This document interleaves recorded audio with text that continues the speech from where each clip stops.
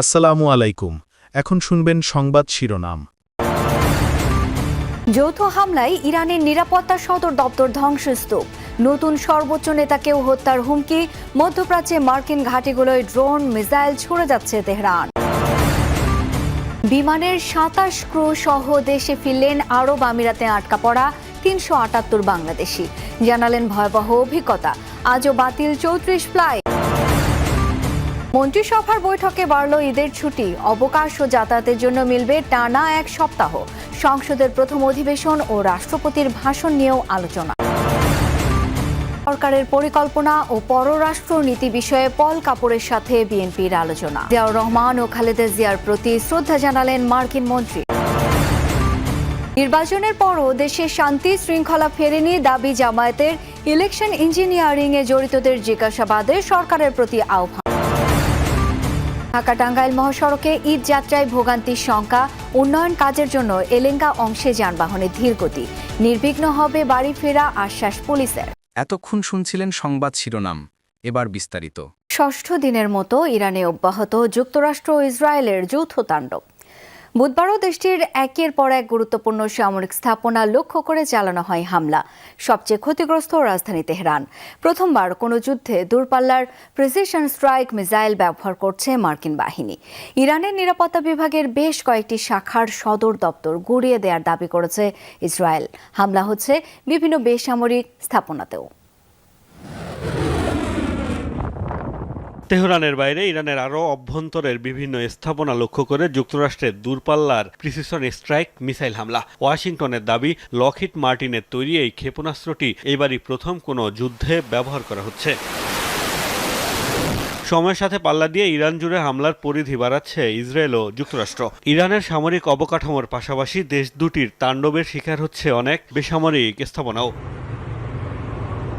যুক্তরাষ্ট্রের যুদ্ধমন্ত্রী পিট হেগসেথ কয়েকদিনের মধ্যেই ইরানের আকাশসীমার পূর্ণ নিয়ন্ত্রণ নেয়ার ঘোষণা দেওয়ার পর হামলার মাত্রা বাড়িয়েছে মার্কিন বাহিনী। হামলায় ব্যবহার করছে নতুন নতুন সমরাস্ত্র। ইরানের ২০টির বেশি যুদ্ধজাহাজ ডুবিয়ে দেওয়ার দাবি করেছে ওয়াশিংটন। যুদ্ধে যৌথ বাহিনী শক্তিশালী অবস্থানে রয়েছে বলে দাবি ট্রাম্পের।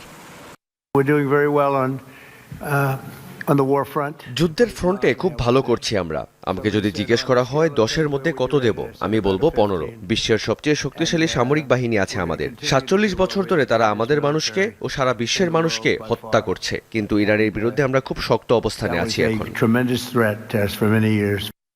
বুধবার পশ্চিম আজারবাইজান প্রদেশে আবারও একটি গার্লস স্কুলে হামলা চালিয়েছে যৌথ বাহিনী। ইসরায়েলের সামরিক বাহিনী আইডিএফ এর দাবি, ইরানের নিরাপত্তা বিভাগের বেশ কয়েকটি শাখার সদর দফতর গুঁড়িয়ে দিয়েছে তারা। রেভলিউশনারি গার্ডস, বাসিস ফোর্স, কুদস ফোর্স ও পুলিশের বেশ কয়েকটি ইউনিটের কার্যালয় ধ্বংস করা হয়েছে। হামলার শিকার সাইবার কমান্ড সেন্টারও। কুর্দি অধ্যুষিত বানেহ এলাকায়ও সামরিক ঘাঁটিতে মিসাইল ছুড়েছে যৌথ বাহিনী। এছাড়া মঙ্গলবার এরিয়াল ফাইটে ইরানের একটি ইয়াক-130 যুদ্ধবিমান ধ্বংসের দাবি করেছে ইসরায়েল। দেশটির দাবি, তাদের F-35 ফাইটার জেট ব্যবহার করে যুদ্ধবিমান ভূপাতিতের ঘটনা এটি প্রথম। কূটনৈতিক আলোচনার নামে বিশ্বাসঘাতকতা করেছেন ডোনাল্ড ট্রাম্প। তাই শত্রুদের বিরুদ্ধে শেষ পর্যন্ত লড়াই অব্যাহত থাকবে, এমন হুঁশিয়ারি দিয়েছেন ইরানের পররাষ্ট্রমন্ত্রী আব্বাস আরাকচি।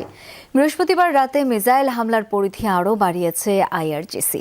ইসরায়েলের পাশাপাশি কুয়েত, কাতার এবং সৌদি ভূখণ্ডে চালানো হয় হামলা। প্রাণহানির শঙ্কায় কাতারে মার্কিন দূতাবাস এবং আশপাশের এলাকা থেকে সরানো হচ্ছে বাসিন্দাদের।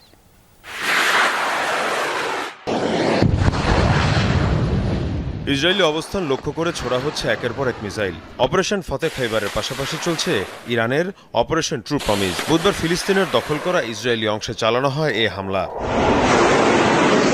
পশ্চিম তীর জেরুজালেম সহ বিভিন্ন স্থানে সফল আঘাত হানে ইরানি মিসাইল। জ্বলতে দেখা যায় ইসরায়েলের যুদ্ধ মন্ত্রণালয়ের দফতর। বিস্ফোরণের ধাক্কায় ভবনের বিভিন্ন অংশ ধসে পড়ে। হামলা হয় তেল আবিবেও।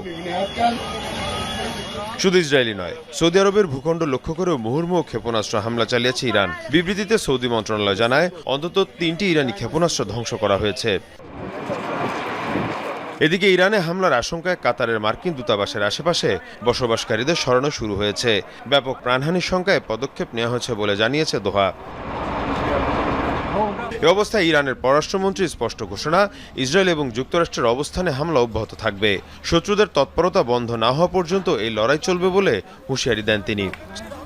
প্রেসিডেন্ট ট্রাম্প কূটনীতি ইস্যুতে বিশ্বাসঘাতকতা করেছেন। যুদ্ধের আগে তারা আমাদের সাথে আলোচনায় বসে, তাদের কারণেই পরমাণু আলোচনা ব্যর্থ হয়েছে। এদিকে কুয়েত উপকূলে একটি ট্যাঙ্কার বিস্ফোরিত হয়েছে। আন্তর্জাতিক বিভিন্ন গণমাধ্যমে দাবি, ইরানের পক্ষ থেকে চালানো হামলার কারণেই এই বিস্ফোরণ। ইরানকে অস্থির করতে এবার বিচ্ছিন্নতাবাদীদের কাজে লাগানোর ছক কষছে যুক্তরাষ্ট্র। বার্তা সংস্থা রয়টার্স বলছে, কুর্দি যোদ্ধাদের দিয়ে ইরানে স্থল অভিযানের পরিকল্পনা করছে ওয়াশিংটন, যদিও কথা স্বীকার করেনি হোয়াইট হাউস। এদিকে একাধিক গণমাধ্যমের দাবি, পার্শ্ববর্তী ইরাক থেকে হাজার হাজার কুর্দি সেনা প্রবেশ করেছে ইরানি ভূখণ্ডে। তবে বিষয়টি অস্বীকার করেছে তেহরান। বুধবার ইরাকে কুর্দিদের অবস্থান লক্ষ্য করে বেশ কয়েকটি হামলা চালিয়েছে আইআরজিসি। ইরানের ড্রোন হামলায় বিধ্বস্ত কুর্দিদের একটি অস্ত্রাগার। প্রতিবেশী ইরাকের স্বায়ত্তশাসিত কুর্দিস্তানে বুধবার হামলা চালায় রেভলিউশনারি গার্ড আইআরজিসি। ক্ষতিগ্রস্ত হয় হেডকোয়ার্টার, আহত হন বেশ কয়েকজন কুর্দি সেনা। তেহরানের অভিযোগ, ইরান বিরোধী সশস্ত্র বিচ্ছিন্নতাবাদীদের আশ্রয় ছিল সেখানে। এর আগে কুর্দি অধ্যুষিত ইরাকের ইরবিলে একাধিক অভিযান চালায় ইরান। যুক্তরাষ্ট্রের আকাশ প্রতিরক্ষা ব্যবস্থা সি-র্যাম ভেদ করে লক্ষ্যবস্তুতে আঘাত হানে আকাশযানগুলো। এদিকে ইরবিল বিমানবন্দরের কাছেও আঘাত হানে তেহরানের একটি drone. Fox news, Times of Israel সহ একাধিক গণমাধ্যমের দাবি, গোয়েন্দা সংস্থা সিআইএর মাধ্যমে ইরানের কুর্দি সশস্ত্র গোষ্ঠীগুলোকে ব্যবহারের পরিকল্পনা করছে ওয়াশিংটন। এমনকি ইরানকে অস্থিতিশীল করতে গোষ্ঠীগুলোর হাতে মারণাস্ত্র তুলে দেওয়ারও অভিযোগ রয়েছে ট্রাম্প প্রশাসনের বিরুদ্ধে। দাবি করা হচ্ছে, এরই মধ্যে সীমান্ত দিয়ে ইরানে প্রবেশ করছে হাজারখানেক কুর্দি যোদ্ধা। পুরোপুরি না হলেও কিছুটা স্বীকার করেছে হোয়াইট হাউস।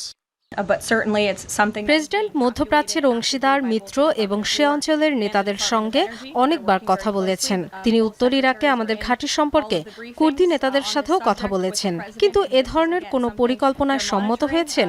এ সংক্রান্ত যে কোনো প্রতিবেদন সম্পূর্ণ মিথ্যা এবং তা প্রচার করা উচিত নয়। সীমান্ত দিয়ে কুর্দি সেনা প্রবেশের বিষয়টি অস্বীকার করছে তেহরান। অবশ্য ইরানের বিরুদ্ধে যুদ্ধে যোগ দিতে আগ্রহ প্রকাশ করে এরই মধ্যে বিবৃতি দিয়েছে বেশ কয়েকটি কুর্দি সংগঠন। বর্তমানে ইরান ইরাক সীমান্তে লাখো কুর্দি সশস্ত্র যোদ্ধার বাস।